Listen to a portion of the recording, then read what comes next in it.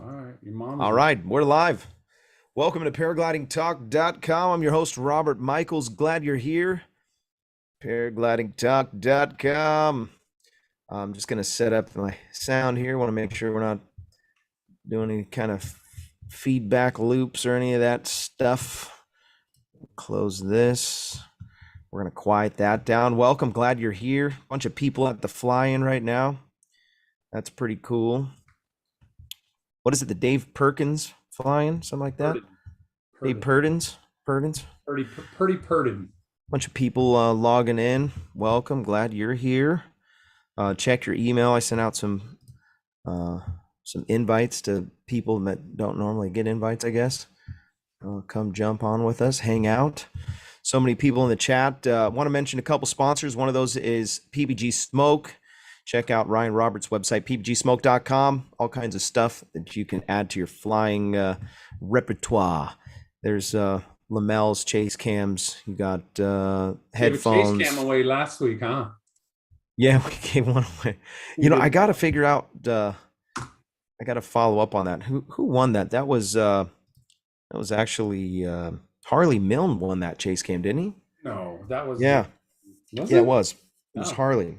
Oh, maybe you're right. I got to ask him if he got one or if that ever went down. Did you ever send that video to Ryan, by the way, of me trolling him live on the air? Maybe. I don't know. Okay.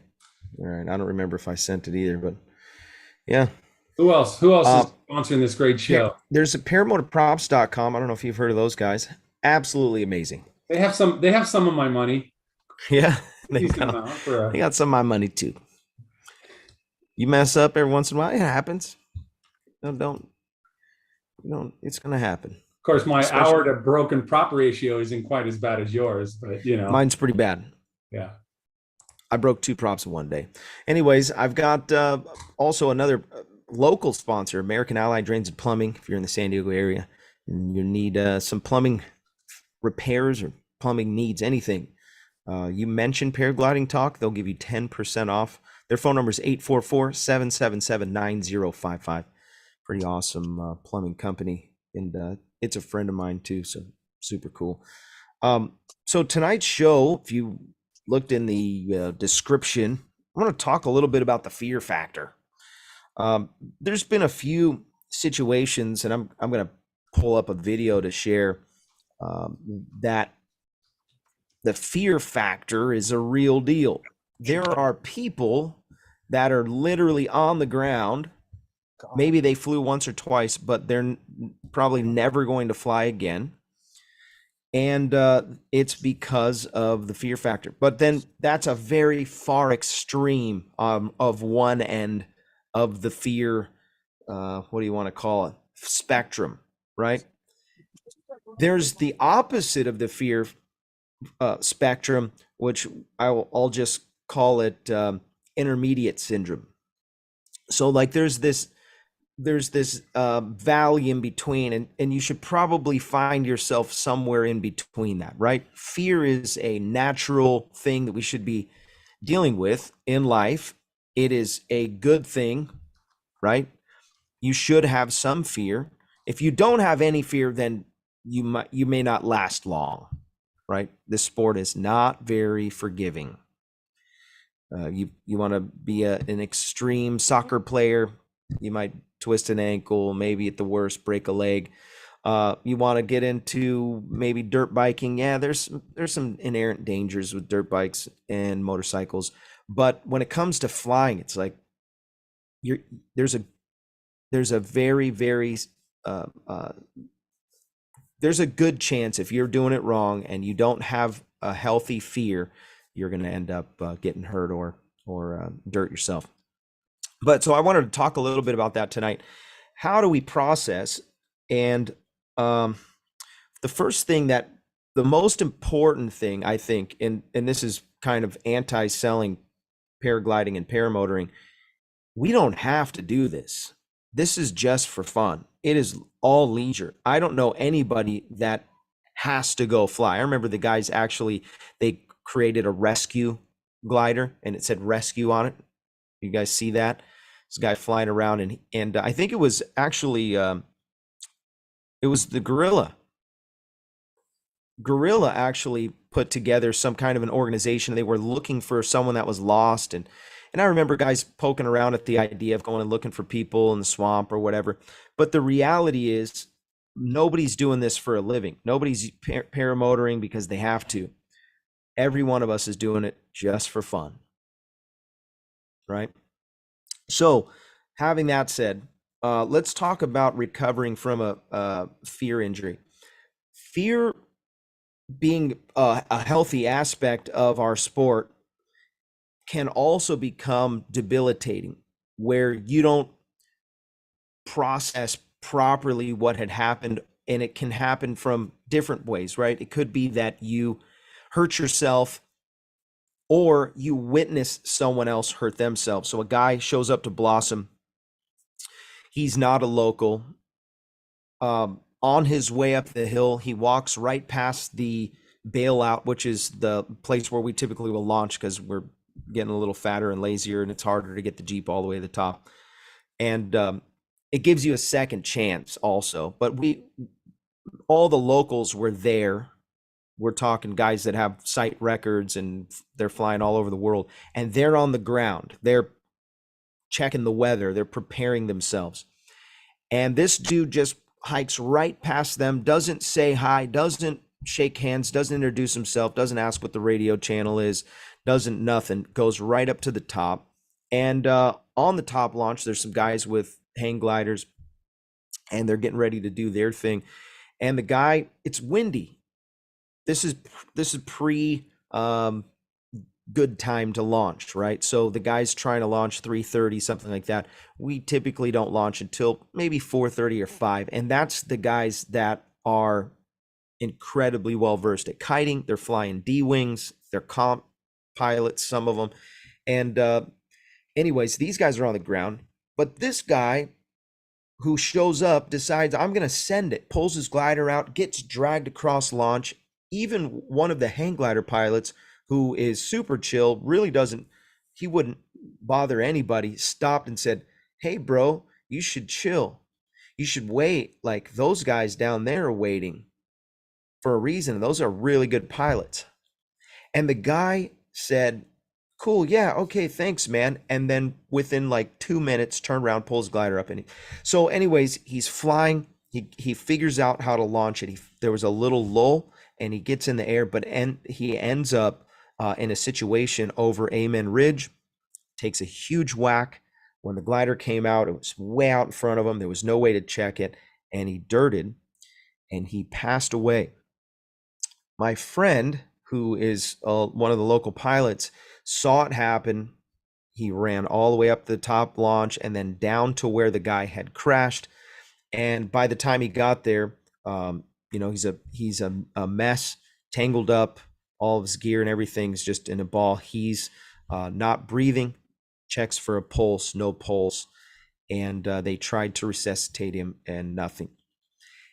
And so there is a fear associated with seeing something traumatic, that this can become it may be a wound, a fear wound, if you will. So although you didn't get touched, something happens mentally that messes you up. So how do we recover from fear injury, whether it's something that happened to you or something that you saw? And then I want to talk a little bit about knowing how your body is going to respond to extreme fear and adrenaline rush. You should have a good idea by now. If you're 25 to 30 years old, you're just figuring out what those adrenaline rushes are like. A lot of people get hooked on the adrenaline. Okay. So it is like a cup of endorphins, right? You get a little rush. Maybe you had an event. I find myself flying now sometimes where it's so relaxing, so chill, especially in the evening. I'm coming back from El Cap on glide, and the sun is setting. there's not a bump in the air, I'll get my phone out and take pictures. I've even, FaceTime with my wife and play games, whatever. Super chill. Um, but there is a place during that day that you're on your A game. You better be paying very close attention to what's going on.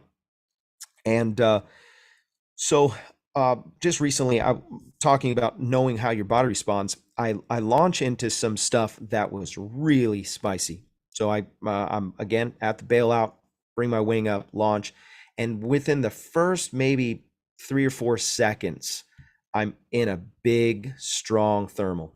I mean, it is just gonna take me to the moon. And I posted the video, and I said, "Wow!" And my mouth was completely dry because I was just so worked up with just, I have to be on my absolute best flying A game. I have to be perfect right now because of how volatile the air was. Now, when I say knowing how your body's going to respond, some people will actually cross over into a paralysis. I don't know if you've ever heard of this or seen this, but there'll be situations where people will have their adrenaline will completely secrete the adrenaline gland, and now you're absolutely paralyzed.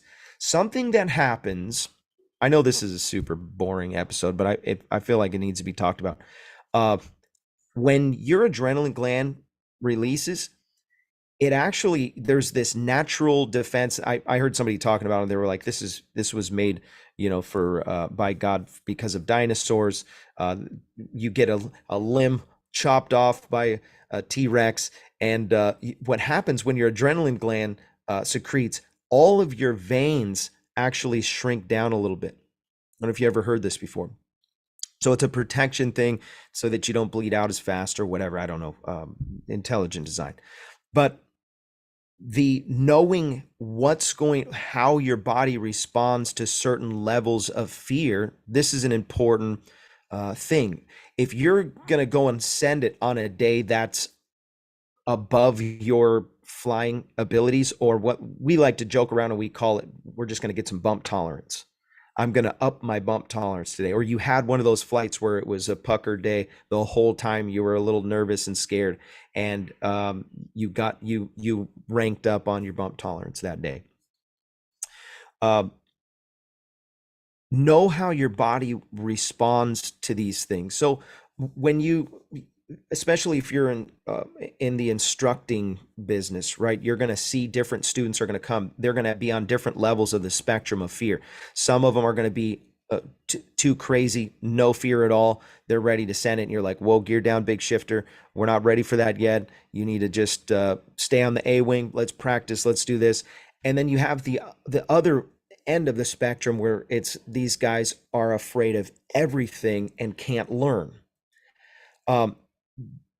So what I'm worried about more than the send it or bend it crowd, I am of the there's a lot of people that are paralyzed in the fear, can't even get off the ground. So okay, here's where it gets crazy. And I'm talking from a free flight perspective. Motoring is a little bit easier because you've got way more control, right? Paramotoring, you're on the ground, hit the gas, run into the air. Maybe you're in the air, and now you forgot how to land. Your brain goes blank. I don't know how to land. And I've seen this before. I don't know if you guys can relate. The person stops responding to the radio. You're like, "No, left turn. Oh my gosh, they're gonna land downwind," and they're, "Oh, come on, turn around." I've seen videos before. Guys are doesn't matter. I had a flight at Little Black. It was like my third or fourth flight off of the top launch. And I didn't have an instructor out there. I was doing it all wrong. And I landed downwind, and it was, I thought, sweet, dude, I flew, but never processed that if I would have landed into the wind, it would have been super nice and smooth. But I had to run this thing out as fast as I possibly could and had to pick my glider out of some bushes. But going back to this debilitating fear, I feel like what has to happen is you've got to conquer some small things first. So start off taking down some of the small demons, right? Maybe it's you're afraid of lopping a finger off or whatever from the prop. So we're talking about paramotoring. Obviously, my wife, she's constantly like, "Oh my gosh, please don't chop your hand off. Please don't chop." She thinks that every time I put it on, it's like that's just a giant blender on your back, and that's a legitimate fear, by the way. Should not be ground starting for all the ground starting people. Um, oh, I thought somebody said ground suck groups. Yeah, and so start with the small things. Make small accomplishments. Maybe it's just a touch and go. Maybe it's you're trying to just get comfortable behind your motor, or maybe it's free flying. You're going to launch a little bit earlier than you did the day before. There's guys I've watched that will hike up, spend the whole day just watching and never launch. And there is a place. I mean, if you're going to come out there and somebody that you're with is encouraging you, hey, maybe you've got your instructor there and he's like, I think it's good. Trust your instructor. He's probably going to, I'm hoping, will get you growing. So little steps forward. That's how you can conquer some of that fear factor. Now, some people hate the feeling that you have, that fear feeling, and that will erode the joy of flying. Now, some people have just this super exciting, you're just, every time you think of it, you're like, man, I just can't get enough. There's junkies that are just watching videos, Sean, and just all day long, video after video after video, because you're trying to just get as much as you can on flying. And then there's the other spectrum where it's like, that's not fun anymore. Like Brad Geary, he works with us. He's flown every which way, paramotoring, free flying, tandems, worked at Torrey Pines, was an instructor for a while, for a long while, trained a bunch of people, but now he skydives. It's just not enough. Maybe the adrenaline's not enough for him or whatever. I like to say, going back to, this is leisure. We're doing this for fun. So some people get to the place where they hate the fear more than they love the flight. And I've got some friends that they've been in the sport for a while, and there's one particular guy, he's wanting to phase out. I've watched him go backwards on his wing, and I've seen there's 3 or 4 guys now that I've watched this go from flying D wings back to C's and even B gliders. I don't think that's the wrong answer. Okay. But again, going back to link up with somebody who is really renowned in the sport, try to rub shoulders with people who are really good. This is where you're going to grow. This is where you're going to be able to accomplish things. This is where you're going to pass up your growth. And this is, I mean, there's a huge spectrum of this from start to finish. Just because you're a new pilot doesn't mean that you're always going to be stuck as the new pilot. You can be instructor level and still have some of these woogums, sneaking around, and you have a bumpy day, and all of a sudden now you're paralyzed with fear again, and you're like, I can't believe this is happening. I've been flying for years, and now I'm scared, flying scared. So I think it's important that you're always learning and always pushing just a little bit more, for a couple reasons. The main one, that you're accomplishing something along the way. Gringo, you're gonna say something? Oh, I thought you were. So let's talk a little bit about the mental preparation before flying. Now, something with free flying, I really like to, when I'm coming up to the hill, I like to just kind of, I don't know, if I don't want to say meditate. I like to just think about all the aspects. I heard this from an acro pilot. He was talking about visualizing his move. So when he's going to go into a sat. He's picturing his sat in his head. He's going through the motions with his hands. He's weight shifting in his, and he's on the ground, not even in his harness or anything, practicing in his head what he's going to be doing before he even goes and sends it. Or he's in the air and he's visualizing how he's going to go into the maneuver, turn it into a Misty, then turn it into a heli, then, flip around into a sat, get G'd up, do some big wing overs, go into the infinite, whatever, chain some acro together. Well, we can also do this just in your everyday launch and gathering yourself before you fly, especially with paramotors. So this is something that I know I need to do, and I just maybe get caught up in the moment where you've got all your homies are already in the air, gringos are already flying around trolling you and talking to you on the radio. Come on, bro, you got this. Let's go. I've already burned a half a tank waiting for you to get in the air. And it happens.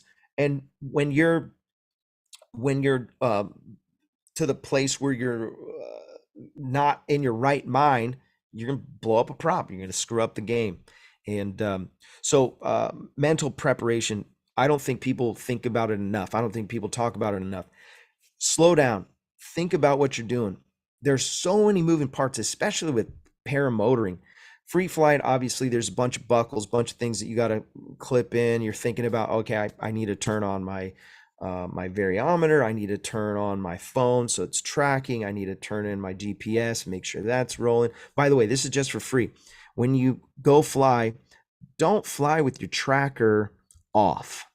And I'll tell you what, you fly with your tracker off and you think, I'm going to wait until an emergency happens, then I'm going to turn it on, then I'm going to wait for it to connect to satellites, then I'm going to wait for it to boot up and do all of its stuff, and then I'll be able to send my SOS. You should have your thing fired up long before. That was just a little tip. It's something that something that should be in your or your preparation. Want to mention something real quick. Max Acro has a SIV, and he's one of the sponsors of the show. MaxAcro.com is the website. If you go and check out his website, he's got a whole list of SIV training courses that you can sign up for. I believe that the SIV course is like a superpower for conquering this one I'm talking about in the fear factor. And you can overcome fear injuries by going through an SIV. There's a lot of situations that I'll just tell you one of mine. I like to be in control of everything. I like to feel like if anything happens to someone who's flying a paraglider and they get hurt, or something happens where they land out somewhere and a situation comes out, every single one is manageable. So there's very rare, it's like this one tiny little percent, I'll say 1%, is unmanageable. And that's you're flying along and all of a sudden you just got a rogue wind and your whole glider blows up. But I want to tell you something. After the SIV, I realized that my glider wants to fly. It will open up, and it opens up super fast. Now, I'm not on a D wing. I'm not on flying some triple C comp wing or something like that. But even though my wing is a C wing, I fly an Alpina 4, that thing pops open in a second. And the newer technologies prove that these things are popping open fast. I didn't really believe it. I heard it. I heard people talk about it. I even talked about it on the show. But until I did my SIV, I never realized how quickly the glider would open up. Were you guys at Salton Sea flying when Super Dell was flying around and making a video and he was collapsing his wing really low to the ground? We were watching him fly by. I'm like, why is that dude he's doing that on purpose? He was collapsing like a good portion of his wing, and then just, it was that Dominator. He's flying along. He flew right over the trailers. He's doing his thing. Really amazing how these gliders can getting a little alert here. Really amazing. Okay, so there's a few questions in here. I think I want to just look at these real quick. Yankee paramotor, unforecasted severe weather. That is a fear factor. Yankee paramotor, has anyone found religion after a near-death experience and scared him badly? That's a slant. Fear and experience. How often should someone fly and fly minimum to maintain skills? That's a great question. How much flying should you do? I believe this is just my opinion. Take what you want. If you're only flying once a month, just stick to an A-wing. Stick to a nice, safe glider. That's the ticket. Now, if you have climbed up the ranks of the glider hill, and you're saying, you know what, I feel confident flying a C-wing, and you've got, I don't know, 500 hours or so. You're confident and you're flying your, and you take time off. I've got a couple friends that took years off. One guy local took 8 years off of paragliding. And I think, and he'll never admit it, but I think it was a fear injury, possibly. And, but came back, and within a few months, he was right back in the saddle of flying D-wings and full send and doing really good. Could be also that 8 years, I like to think of paragliding as dog years, right? Because 1 year's difference on a glider's manufacturer, on a glider's skills and what they're putting into the gliders is like 10 years, in my opinion, right? If we just go back 10 years and look at gliders, we'd be like, I would not fly that. You know what I'm saying?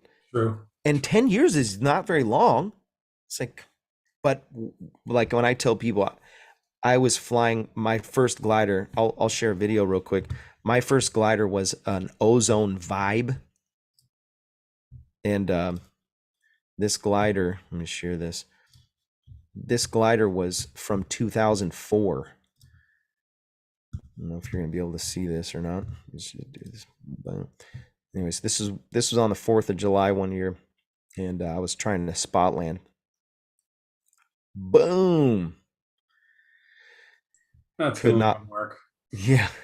So this left a pretty here, let me see if I have it on here. Yeah, there we go. This gave me a little fear injury. So I'm pumping right here. I'm thinking I've got this all. I'm gonna spot land, and the glider totally. I pulled way too far on the brakes. I was on the wrong end of the fear spectrum because I was not respecting my glider's speed. I slowed myself way down. You can see I get popped right here. And then this is bad. I'm deep in the brakes, and then I pump it one too many times. Whoop. Good night.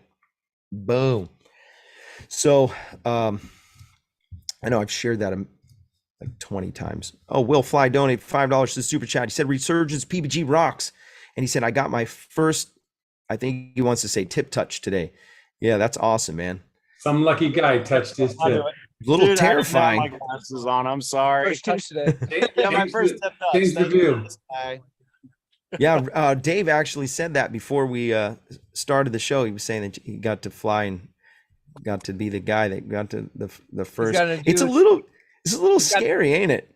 He got his speed bar hooked up today. He's going to do that for the first time tomorrow. He put his reserve on for the first time today. Yep. You know how to talk? Yeah. We talked about it. Nice. So it's an exciting weekend. Yeah, man. That thing's back. That the reserve's been under my back seat for like a year and a half. So I figured Nice. it As on. soon as I installed it, I said, okay, I guess That's you a got to good take this place off for it. and get it repacked now. Yeah. It's been sitting there. Hey, Resurgence rocks. Yeah, man. We'll have to throw that reserve. Just go up and get a few hundred feet and just throw that thing. I'm just kidding. Don't do Well, that. depending on how the speed bar works out tomorrow, he may have to throw it. Yeah, Yeah, right? yeah. It's a 50. Uh, Good night. yeah. So Scott Anthony said, I think you'd be a very patient, positive vibes instructor. Thanks, Scott. I appreciate that. So yeah, back into the preparation. Something that should go into your normal routine should be that we're taking a really close look at weather. And here's why. And I'm going to make a statement here. I believe you should have at least a 75% knowledge of what you're going to experience before you even jump off the hill or before you run into the air with the motor. At least, at the very minimum. And what I'm talking about is, if you, first of all, people know their own sites, right? People know their own flying sites. When you go to your flying site and someone else comes, you don't realize how much information you actually have for them that they need to make a good decision on stuff. If you come to Blossom, I'm going to tell you almost nano meteorology. I'm going to tell you the winds are going to go from this to this. You're going to have rotor on the backside of Amen Ridge. There's going to be a thermal right there. It's the house thermal called Thumper. If you cross the valley, you're going to need to cross at 2,200 feet, depending on what glider you got. Don't cross any lower than that. I can expect that there's going to be a glass off, and I can almost predict, I would say 75% of the time, you can predict what's going to happen. 25%, you're not going to. And this is a part of the preparation. So I almost never go without checking the weather and saying, okay, I'm going to check this, or I'm already going with someone that has already checked and done the homework. So it's important to find a homie that is weather savvy, or somebody who is really good at their site. Sometimes you just got to go to know, but I believe that there's a 75% chance that you can go out there and launch, and you already know 75%, you already know how it's going to turn out. I was caught off guard a few weeks ago. That 25% got me. I launched it. I'm like, oh gosh, air, we call them air cliffs. You're just flying along and it just feels like you just fell off a cliff. Air cliff. Oh gosh, what the heck? Wings shooting out in front. You got to check the surge and figure out why and what you're doing. And anyways, this is a part of the preparation. So how do we, and we're going to kind of talk about this, and then I'll open up. We'll talk about some other stuff. Processing accidents. I have a guy that I've been following on YouTube for a time now. His name is Nick. He's Share My Joys on YouTube. And he recently had an accident. He was flying somewhere in Europe and broke his back and completely has no feeling in his legs. So now he's paraplegic. He's learning how to, he's sharing his progress. He's learning how to live life without legs. And I mean, this guy was on some absolute full send adventures, incredible adventures in the Alps, flying in New Zealand, flying in, I mean, just some amazing places, hike and fly, Volbiv, fly camping. And really just when you see him going through the rehab and trying to, just keep a positive attitude after what's happened, he's already sending it. I guarantee he'll be flying again. That's not going to stop him. 100%. This guy's got so much tenacity. And he just recently I saw a post, and he's out on a canoe. He's out there in the water in some beautiful place there. Somebody had to help him, obviously, to get in. There's a group there, but it's not stopping his adventure at all. He's just, that's a little tiny setback for him. How do you process seeing stuff like that? It's hard to digest sometimes, right? So we have to put these things in the right place. Obviously, there were lessons that can be learned. There's something to be said about people who will analyze their crashes, even post them on social media, let people critique them. Yeah, you're going to screw up. Yeah, I want to tell you something. Some of the best feedback that I got in the beginning days was because of posting videos like that one where I land on my back. And there's endless people that are willing to give you feedback because it's so easy. I want to mention Nebraska PPG. Josh Bowden runs a school in Nebraska. If you're interested in getting some top-notch training, you can sign up with Josh and his team today. There's a link in the description if you want to get a hold of him. He's got his Facebook is where he'll probably respond to you quickest, and I think that's the link that's in the description. Also, I want to mention iFly Indiana powered paragliding. If you're interested in flying paramotors, no better place to get proper training than iflyindiana.com. Kevin and his team will get your feet off the ground. That's iflyindiana.com. Also want to mention the Lone Star Paramotor training program. If you're in the Lone Star state of Texas, you can reach out to Ron Turan. He has a great team out there, and world-class training at LoneStarParamotor.com. Go check out the website, LoneStarParamotor.com. Yeah, we don't have a spinny wheel of Winnie things tonight because Sean is off tonight. Be mad at him. No, just kidding. Yeah. He's the one. Look, he's right there. He right spins there. it every week. Hey, Well, change I'm the in. view. Change the view. Let's Robert. He just got here. Literally, I just got here, like just before, like not even a minute. It was probably like His truck 54 is still in seconds. the field. It's right in front of the camera and everything. Well, not Still the camera. hot. Yeah, it's still hot. Yeah. Yeah. Literally just pulled up and they're like, "Oh, hey, come on here." I'm like, "Okay," you know. I They're didn't like, even get have to over here, get- put my name in the wheel. I didn't even get a chance to get my computer out even. I mean, I just literally just drove up and they're like, "Come on." I'm like, "Okay." I think we should just send Sean the prize. That's what Yeah. we should do. Yeah, that would be We'll awesome. send Sean the prize. You You have do you have one of these? turd in a box or something, you know. Do you have one of these already? No, Okay, I'm sending you one. Sean. it's a Lamel. It's a foam Lamel. Yeah. Yeah. It keeps your phone from going into your prop and falling down into the corn bit. You know. Yeah. No spin of the wheel tonight. Sean wins. Congratulations, Sean. Thank you, y'all. Yeah. Hot Butter Steve donated $10 to Super Chat. Okay. I have to pre-screen his comments. he said Did we lose audio? he donated $10 to the Super Chat and he said, I took a gal to the movies, asked if she liked horror. She said she had a fear of ghosts and asked if I wanted to see a chick flick. I said, no, I have a fear of commitment. Well played. Well played. Thank you. What the heck are you He's one of talking your about? biggest sponsors, dude. Thank you. Hot Buttered Steve is, I know. think he is the highest paid sponsor. And they don't move the person to the arrow. Okay. He actually is. Thank you, Hot Butter Steve. You should subscribe to Hot Butter Steve's channel because it is highly entertaining. Yeah, this is probably Highly entertaining. That's the Yep. So these guys are all out of flying. Alexis, what's up? What's up? So Tell them who you are. Tell them all I- about you. well, I met Alexis back in the day. So they are now they started a school. They're about a year in now, right? Pretty close. A little less than that. Yeah, starting Yeah. in January.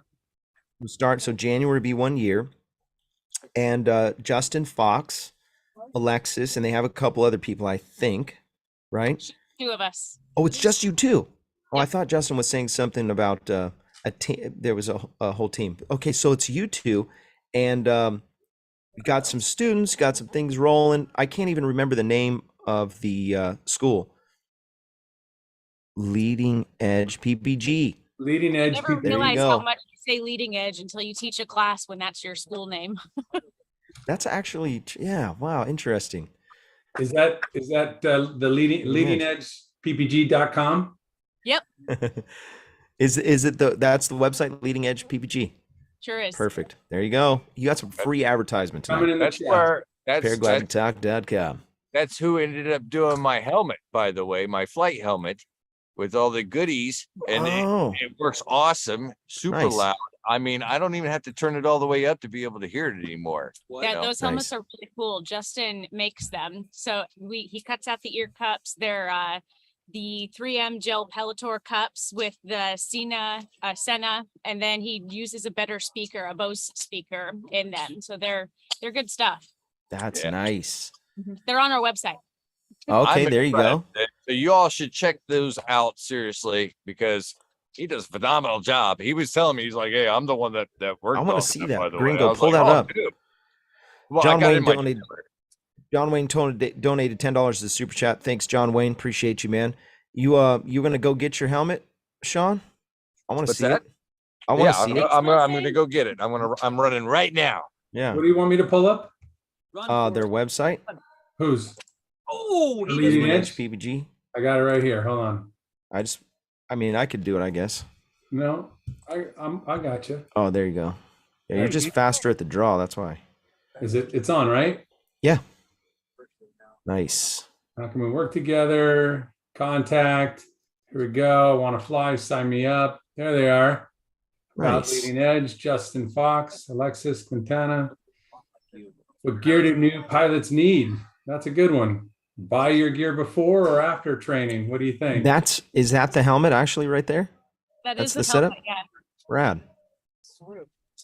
That's super cool. Yeah. So, anyways, I've been interested in watching you grow. I've been trying to get Justin to commit to come on the show, but he won't do it. Will this fit my fat head? Standing far away.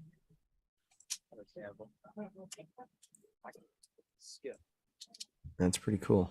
All right. I like it.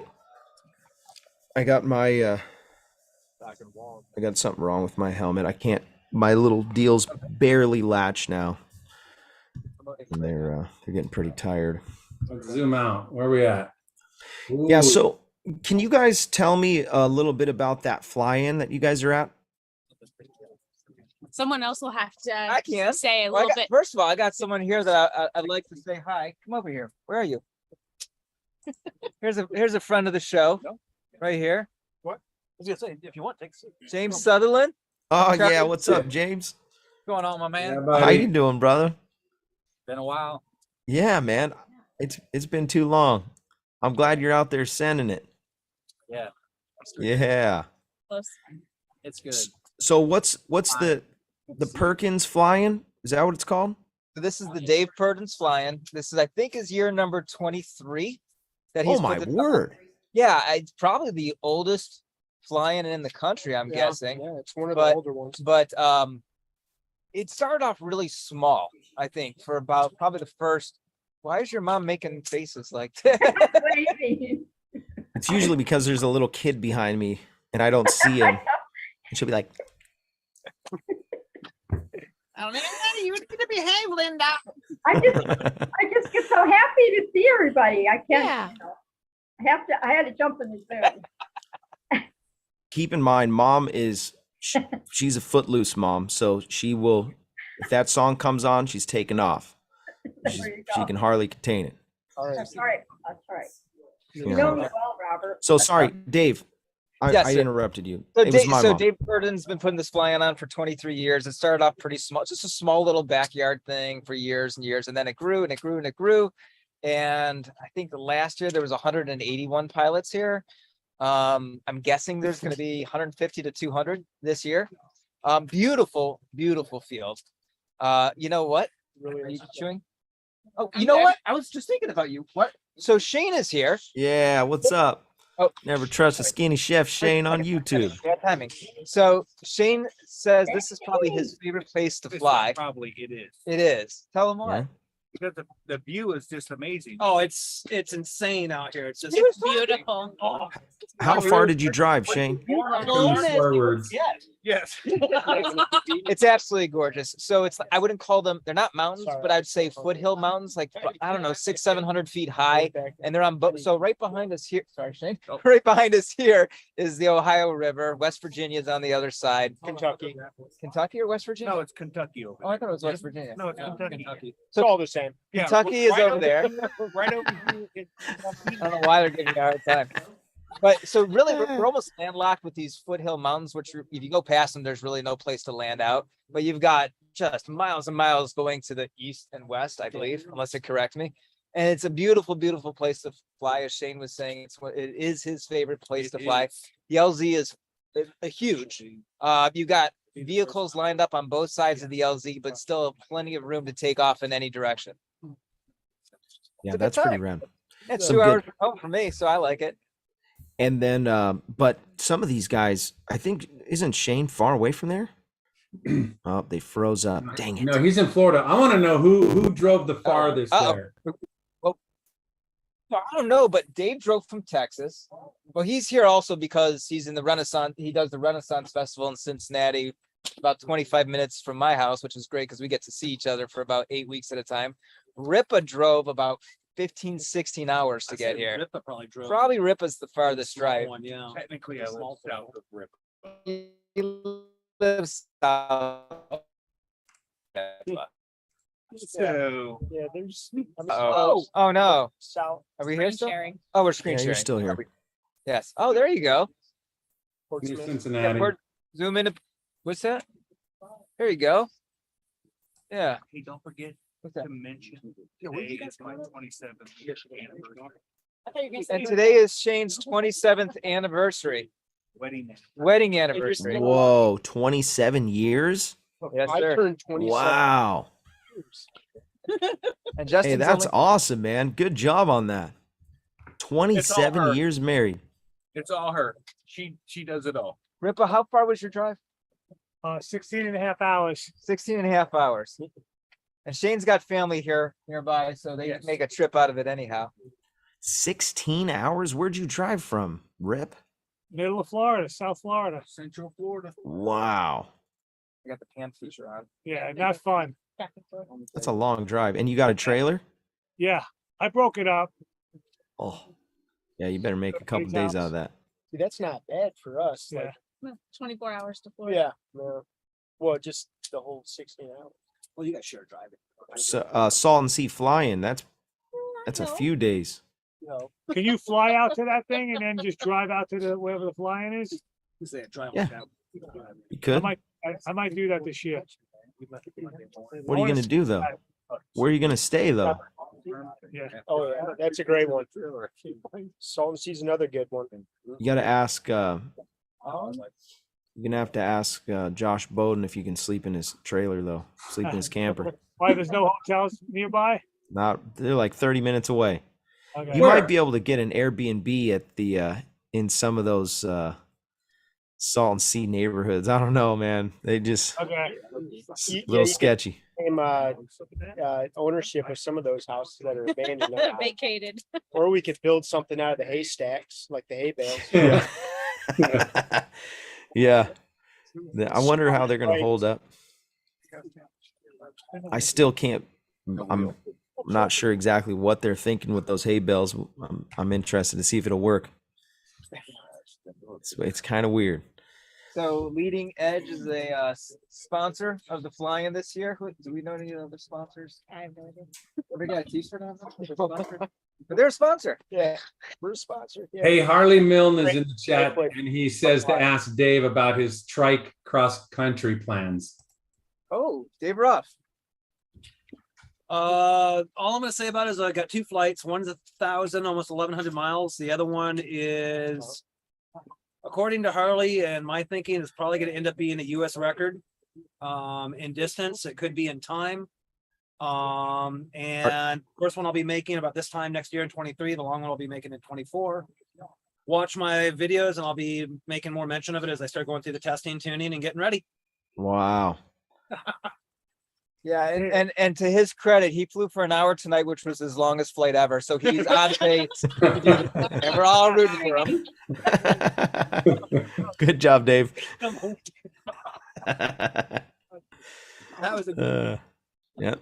Good trolling there. Yeah. Yankee- So Yankee Paramotor said Slab City Airbnb. It's, Yeah, Slab you guys know City. Slab City. When you look at Salt and Sea, look for Slab City. Oh, man. Yeah. that's a where trippy Yankee place. Paramotor. What's up, Yankee? Yeah, Yankee, I sent you an invite if you want to come on. Yeah. So it is kind of a weird place out there. You could probably go and stay in like what's the valley? If you just keep going up, what is that next city? It's not Indio, is it? Coachella? Yeah, Coachella. Is that the closest little city? Yeah, we're close to Coachella where the big concerts Yeah. are, you know? So Yeah, so I think it's like a 30-minute drive up to Coachella. or just when you come out, you rent a trailer. What was that, Alexa? Sorry, I was responding to a comment. Oh, you can see the comments too. Not shout. Yeah, that's really good. Rip's got it all set up. He goes to the fly-in and he's in charge of making sure that we get to see what's going on there. But listen, don't let the where's Dave? Don't let the nice guy facade that Ripa puts on fool you for a second. He is a sleigh driver. He's yelling at us. You're putting the stuff up wrong. What are you thinking, Wolf? Coffee. Who wants coffee? I'm making coffee here. Robert, Yeah. I know. love you, man. I saw your sign, the help me sign that you were holding up earlier when Rip was telling you what to do. I know. You're okay. Call 911. Help me. I don't want to do it too long. Trying To to get you. Yeah, you're gonna get demonetized if he plays that song. Come on, shut He's trying to up. get Linda. I have a question. This is an important question. Okay.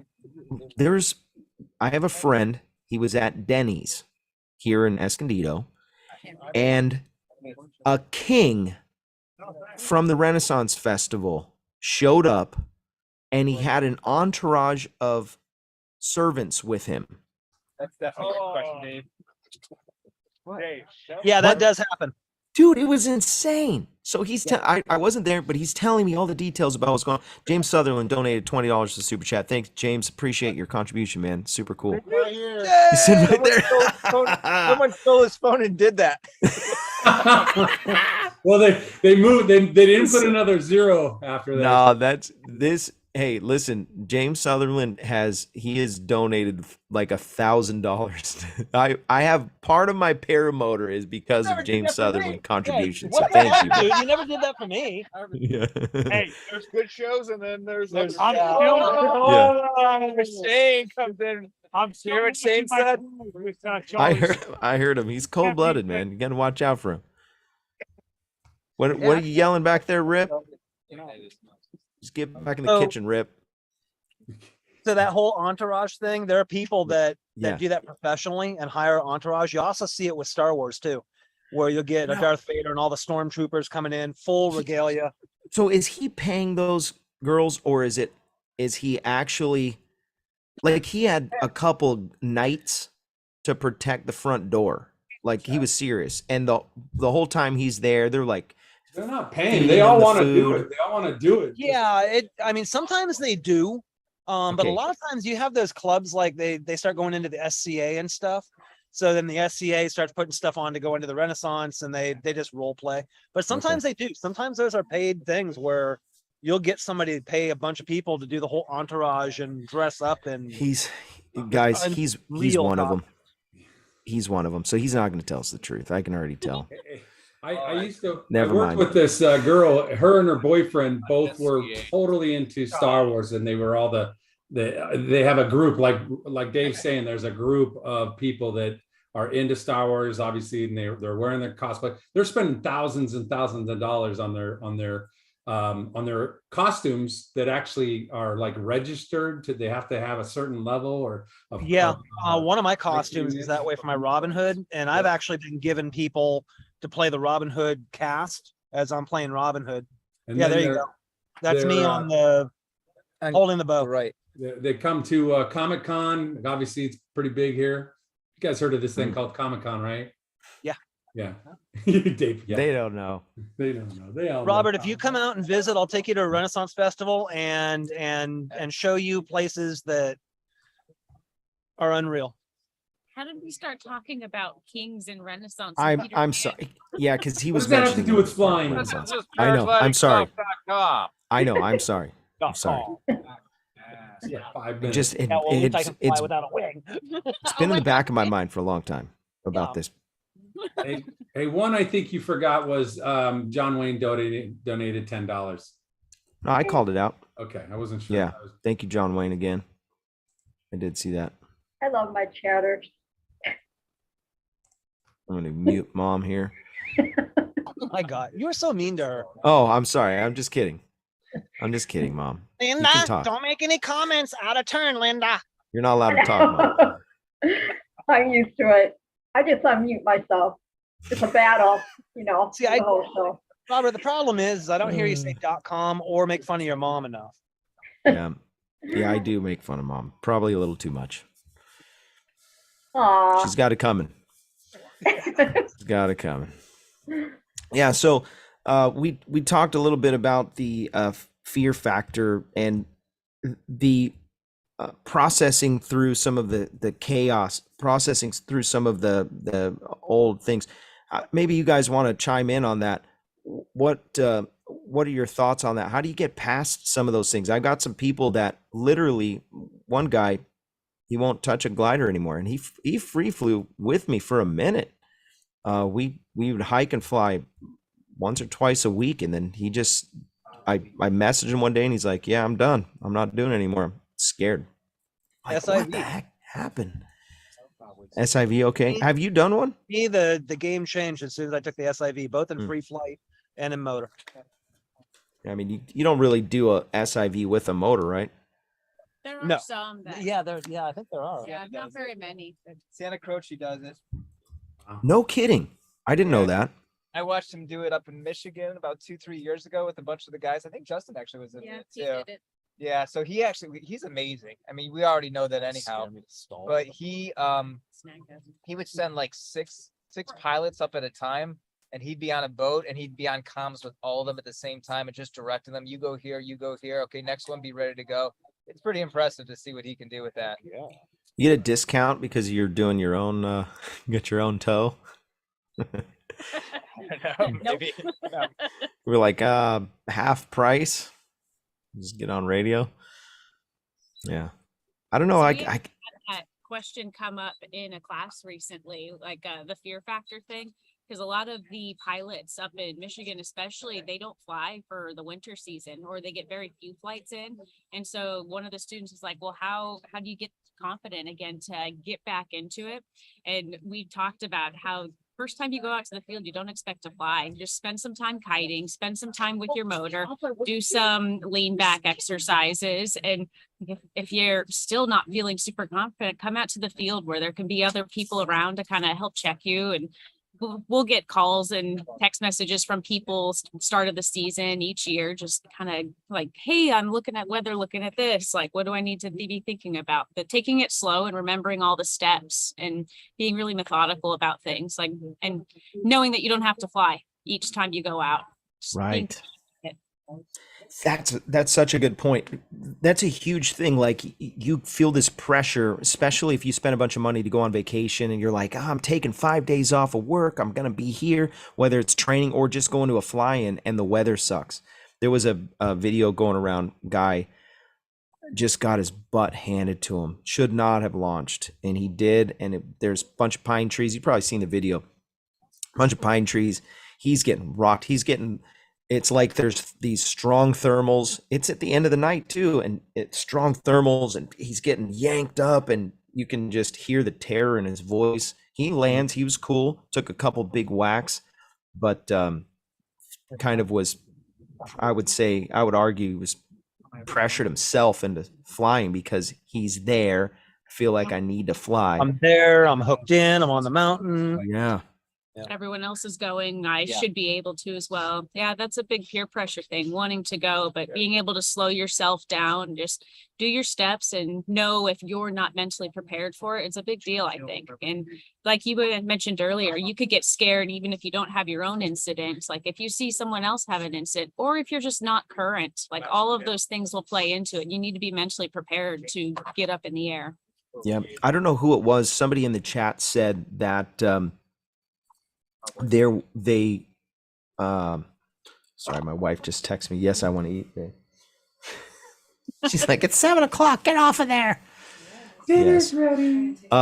Someone mentioned in the chat, you have to be careful who you surround yourself with. Also, there are, and maybe they're overcautious or they just don't know enough, and they bleed their fear into you. I've watched Blossom.